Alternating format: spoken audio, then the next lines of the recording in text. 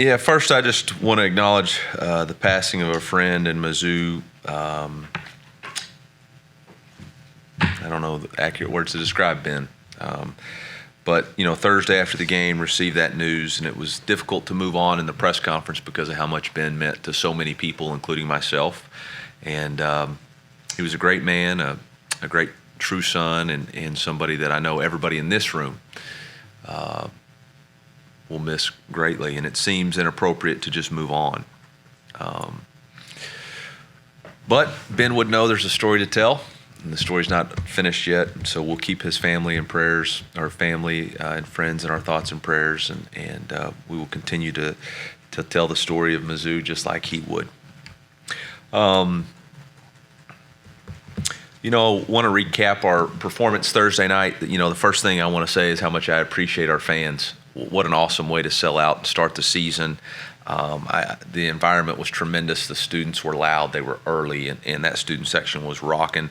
Can't thank the administration enough for the new lights. I think the new lights and the ability to create an atmosphere was tremendous. I think the construction workers stole the show from their seats in the new suites and made people jealous, which was awesome. And I think the construction's just a continued sign of our commitment to growing and developing as a program. I know there were some hiccups there with the concourse and all that stuff, and I know our athletic department's working really, really hard to fix it moving forward. But look forward to having another Saturday in Faroe and continuing the things that our fan base has built. On tape, I liked a lot. There was a lot of things to be proud of, but more importantly, there was so much to correct and so many things that we have to improve, starting with myself, our coaching staff, and then trickling down to our players top to bottom. And that's really the name of the game, is improvement. It doesn't matter how good you are right now. It's how much better can you be, and can you close that gap? And that's really what we're looking for this week, is to close that gap of becoming the best team that we can be. And so there's a lot of things to improve, offensively at the line of scrimmage, ball security in the pocket, blocking on the perimeter, protections with the tailbacks, defensively tackling in space, setting edges, not getting washed in the interior movement game, having better spacing and coverage in the secondary, on special teams, being more physical to point of attack, having fewer penalties that set us back. So tons of stuff to improve on, and that's really what we're focused on this week. From an injury standpoint, you love the game of football and you hate it. You absolutely hate injuries and wish there was a way that they were not part of it, but they are. And, Sam has an injury that's going to keep him out for an extended period of time. I'm not going to get into specifics, but he will be out. I don't know how long yet, but he will miss an extended period of time. Blake tore his ACL. He had repair surgery this morning.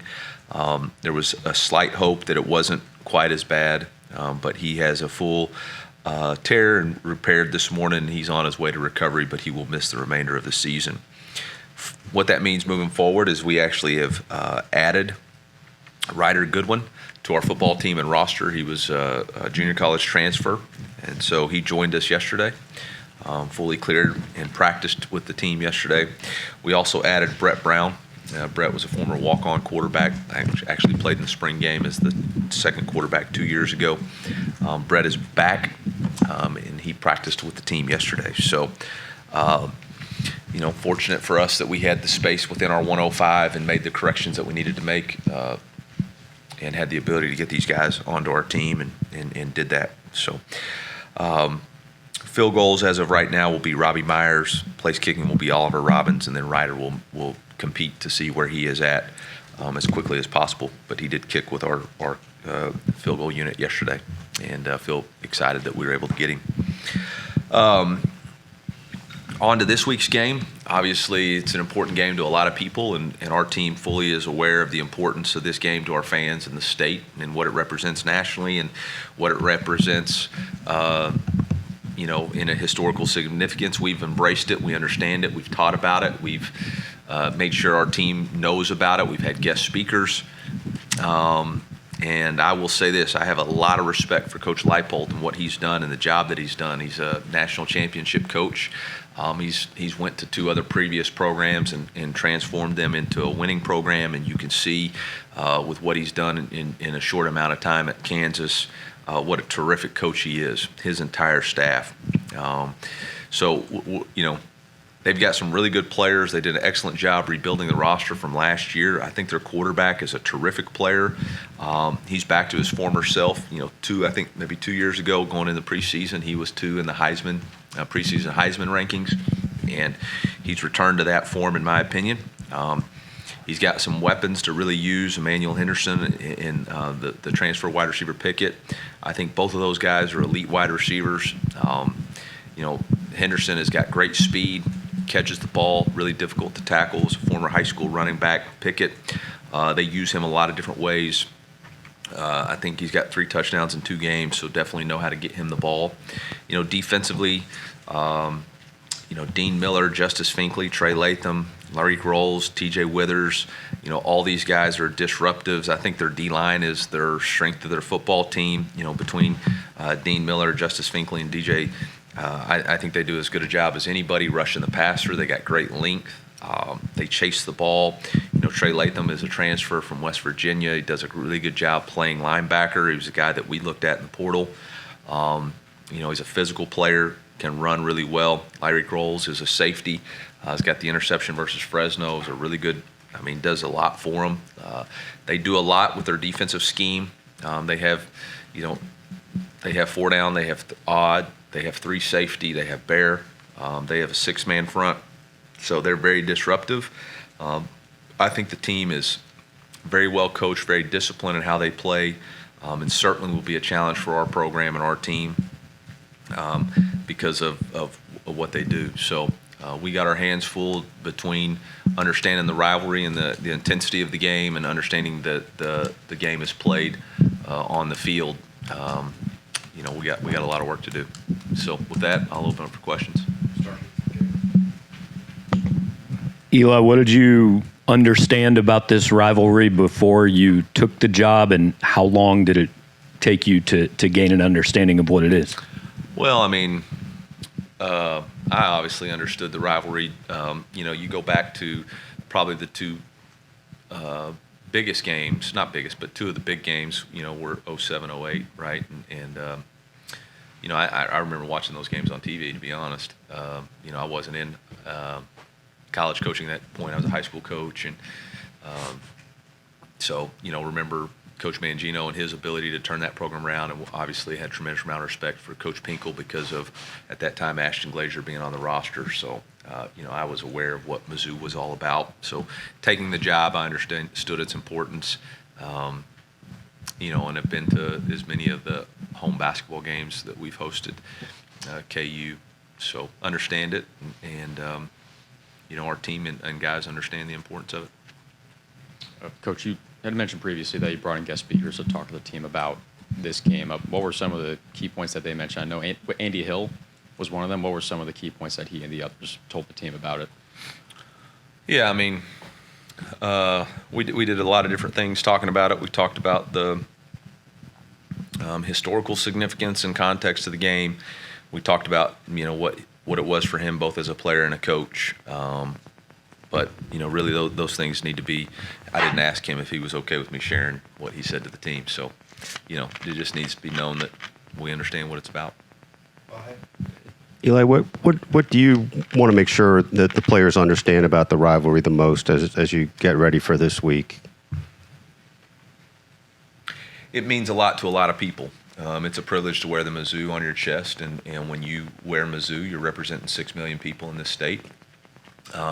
And that's just current. There's past and present. I think we're team 136, and there's some people that, felt like there's just a lot of importance. And this is our chance to write our part of the story. The game's not, we're going to continue to play this game, so this is just one part of the story, but it's an important part, and we get a chance to play in it. You've certainly got your own rivalries within the SEC and otherwise, but when you think about a game with this history, is it part of the fabric of what makes college sports what it is? Do you see it that way? Yeah, I think anything that stirs the passion of your fan base is important. especially when you're asking fans to do so much. We ask our fans to do so much from a financial contribution, from a time contribution, from a engagement contribution. So anytime you get a chance to stir their passion for, bragging rights and whatever other rights that might be on the line with this game, I think it's important that your team's ready to play. Coach, you mentioned that you know the importance of this rivalry, but who have you leaned on and what have you learned about what it's going to be like to coach in this game? Yeah, I would just say the biggest thing that I'm telling our team is you got to understand it, but once the ball's kicked, you got to play the game, and you got to play the game with execution and fundamentals and technique. And the most important thing for us right now is to improve from last week's performance, both technically, fundamentally, and execution-wise. And so, going back to, have I asked about, coaching in this game? And we've coached in some rivalry games before. We've been a part of some rivalry games before. So I think we have an understanding of what the intensity is going to be. But there's been no, is there a certain schematic thing that we need to do because it's a rivalry game? It's just you got to stay calm, stay present, coach the game. Coach, with that, is there anything you do differently in the rest of this week or on game day to help players get into that state where they can channel the intensity? No, we've done all that. Now it's about execution. And I think there's a fine line between overhyping and getting so emotional that you don't have poise and control. You want to have energy. You don't want to be emotional. And we want to have great positive energy and be excited to play, and I don't think that's going to be a problem. I think our players are going to be excited about Faurot Field being sold out. I think they're going to be excited about playing a quality opponent and testing where they're at as a team. And I don't know that on game day, it's like I tell the team all the time, the pregame speech isn't going to execute in the fourth quarter. So, it's all good for SEC Now and to put it out there, and the mini movie's going to capture it. But at the end of the day, man, in a 2-minute drive or on swing 8 or money downs or ain't nobody thinking about, man, Coach Drink said this or this guest speaker said this. That ain't happening. Eli, I know on Thursday night you weren't quite ready to talk about Matt being the backup quarterback, but how do you feel about his readiness and what you've seen out of him the last 7-8 months? Yeah, I feel a lot of confidence in Matt, especially after him being able to go in and perform the way he did. I thought he handled it pretty well. I think from a staffing standpoint, I think our staff has done a really good job of growing Matt while also allowing Bo and Sam to compete for the job. And we really didn't hinder his reps or performance while we were doing that. And we were actually very cognizant in fall camp, in summer walkthroughs, and during spring to make sure he was growing and developing reps. Because make no mistake about it, Matt Zollers is the future for us at that quarterback position here. And so we knew that he needed to continue to grow and develop. And so, I think the maturity question, and that's what I've actually spoke to him about maybe a week ago, and then brought him in and talked to him about it this week. There's just got to be a maturity and growth now. He's no longer a freshman who's just having a good time and going out. Of course, he wouldn't have gone out to Harpo's because he's underage, but there's no, now he's focused on what he's got to do in order to be prepared, because at any play he could go in the game. Coach, Bo was talking about after the game his running style and how he's always been one to embrace contact as a runner. With Sam being out for an extended period of time now, do you think that style has to change? Bo's going to be forward? Bo. Bo's going to be Bo. So I don't need Bo to change anything. You can't control injuries. You can't be afraid of them. You got to play your game, and whatever makes Bo the best quarterback he can be is what Bo's got to be, and that's what he's going to do. So, if he's going to have a opportunity to get out of bounds, sure. Would we love for him to do that? Absolutely. Will we ask him to? Great. But Bo's going to be Bo, and I don't want him thinking. I want him doing. I want him playing. So. Eli, with Robert, just what stood out about him as a prospect, and just what are the challenges for a true freshman kicker to be able to step in there? Yeah, I think it's, probably one, he's got a great leg. It's just confidence in understanding conditions, right? He's always been able to kick. So, he's just got to have confidence that he can do it in front of sold out crowds, which is always, a nervous thing to do. And then, conditions change. So being able to adjust and adapt to wind, cold, humidity, dampness, all those things, affect a kicker in the ball flight. So, those will be things that he has to adjust to as we continue to practice. Eli, I'm curious, throughout the game, how did you think your offensive line progressed, especially with the new kind of assemble of that unit? Yeah. First drive obviously was really good. And I don't remember if it was the second or third drive. We had a couple of issues. One was a communication issue on the slide. We thought we were on a slide side. We weren't. And then one, we just got beat. And look, first time to ever play, left tackle here. That's going to be part of the growth process. I was more concerned with the interior movement that we weren't able to get. There was a fourth down that we didn't get the movement that we needed to in the A-gap. We weren't able to secure the backside of the outside zone the way we need to in order for that play to be effective. That was more concerning to me than the pass pro. I vividly remember 2 years ago, Middle Tennessee, Javon Foster giving up a sack on a third down that was pretty poor, and he's a dadgum good player in a draft pick, and I think he's with the Bengals now. So, that's part of it. We'll get better. We'll grow. We'll develop there. And like I started with this statement, the entire focus of week 1 to week 2 is improvement. It's identifying mistakes and weaknesses, knowing where you're actually at versus true competition, and figuring out how much better you got to be. And that's the name of the game at this point. Eli, I know you don't want to elaborate about anything any of those speakers might have specifically said, but might you be able to share with us a few of the other speakers, or how many speakers you had talk about the rivalry? We had several. I don't think it's necessarily important. Again, I didn't necessarily ask those guys, if that was for me to put out, that they were here and spoke about it. But again, the point of it is not what they said. The point is to make sure that our fan base and our players understand that we know the significance historically. We understand the importance.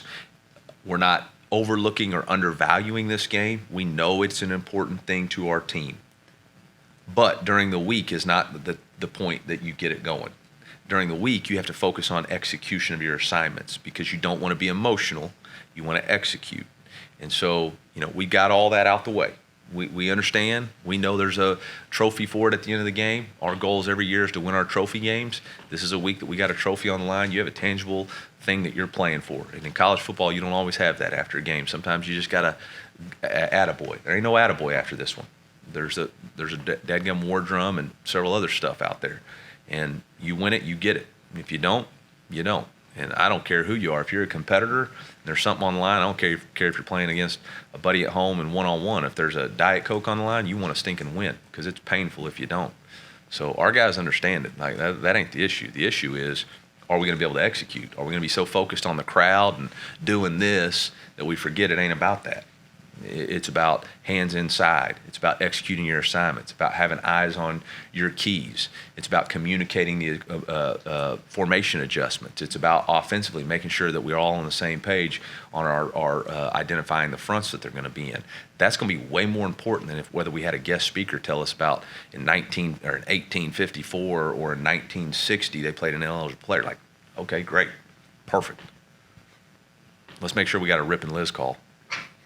Okay, 3 more, Coach Eli. Coach, on the kicking again, just how does the offense, maybe the play calling, have to change on the no? Doesn't change. No. We're going to play the game. Robbie can kick. I'm not going into it thinking he's not going to be able to do something that I know he can do and shown in practice. Now, do we have to adjust after we see things? We'll figure that out. But I'm not putting limitations on players going into it. He's practiced. He's performed. He's kicked in big moments in fall camp. Again, I hate injuries. They stink. I hate that. But there's a lot of players on our team that are all scholarship players that have opportunities to come in here and perform, and that's why they're here. So it's not like, we're having open tryouts because we don't have anybody else on the roster that's ever kicked. We just went and signed somebody from JUCO, but we didn't have open tryouts. Gallum, and then we'll finish up. On the opposition a little bit, what's the respect you have to show Jalen Daniels as a passer and trying to get pressure on him, but also his ability to scramble? Yeah, I mean, that's the conundrum that you're put in with him. Again, he's played a lot of football. He's seen a lot of different things. So there's not a whole lot of things that you're going to do that this confuses him. He's an excellent thrower of the football. They do a really good job of moving the pocket, which I think is very subtle, but really helps him because he's already moving. And now if he decides to take off running, he's already got momentum. When he's in the pocket, you're going to have to really work to constrict the pocket, but you got to stay in your rush lanes. I think, we've played several of these styles of quarterbacks before. In the SEC, that's becoming more and more popular, but we've never played anyone like him. Or maybe as good as him. He is a really, really dynamic, good player. I think, the toughest thing about a quarterback is a quarterback with maturity and experience because they don't get rattled. When you look around college football this past weekend, it's guys who maybe haven't seen it before that have a little bit more growth. I mean, this guy's been through the highs and lows of college football. He's not going to be distraught about going on the road. He's done that several times. He's not going to be distraught about playing a good defense. He's played SEC defenses before. We're just going to have to do a really good job of tackling. We're going to have to do a great job of covering because, at the end of the day, if wide receivers are open, he's going to throw it to them. Coach, what does your offensive line need to do to stop guys like Dean Miller and DJ Withers? I'm not going to do that. We got to focus on our technique and fundamentals. At the end of the day, we have to focus on our technique and fundamentals. Those guys, I think, obviously, Dean Miller's really tall. He's got burst off the edge. His length is a problem because in his one-arm stab, he's able to get on you before you can punch. And if he's able to get that one-arm stab going, now he's got counter moves off of it. I think DJ Withers is very explosive, twitchy. He's got a little bit more bull rush, in my opinion, to him. He's excellent at pursuing the football, and even if you are able to sit down his bull rush, his secondary move, I think is really good. So our guys are going to have to understand it's not just a one-punch fight. You're going to have to stay in a good, proper position. You're going to have to work to a counter move, and you're going to have to make sure you have great balance. So it's going to be a challenge for sure. Those guys can play. All right, Coach. Thank you. Thank you.